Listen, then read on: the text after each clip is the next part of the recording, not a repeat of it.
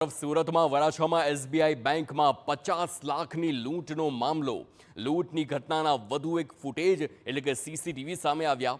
લૂંટ કરવા 7 લૂંટારુઓ આવ્યા હોવાના ફૂટેજ અને તેમાં કેદ થયેલા એ આરોપીઓ જોવા મળ્યા છે. તો દોડ્યા વગર જ 2 ગનમેનની સામેથી જ લૂંટારુઓ ફરાર થયા છે. 5 મિનિટમાં રોકડ ભરેલ બેગ ઉઠાવી શખ્સો ફરાર થઈ ગયા હોય તે જોવા મળ્યું. મહત્વનું છે કે 27 એપ્રિલે એસબીઆઈ બેંકમાં 50 લાખની લૂંટ થઈ હતી, જે મામલે નવા સીસીટીવીમાં ચોંકાવનારા ખુલાસા થયા છે. લૂંટની ઘટનામાં 5 લૂંટારા નહીં પરંતુ 7 લૂંટારુઓ સંડોવાયેલા હોવાનું સામે આવ્યું છે.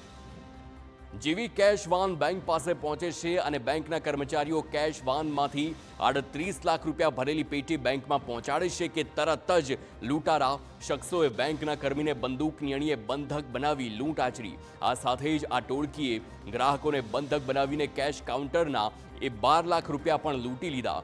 લૂંટ આચરીને તમામ આરોપીઓએ બેંકના ગનમેનની નજર સામેથી તે ફરાર થઈ જાય છે. ત્યારે હાલ પોલીસ આ લૂંટારૂ ટોળકીને શોધવા દિવસ રાત એક કરી રહી છે.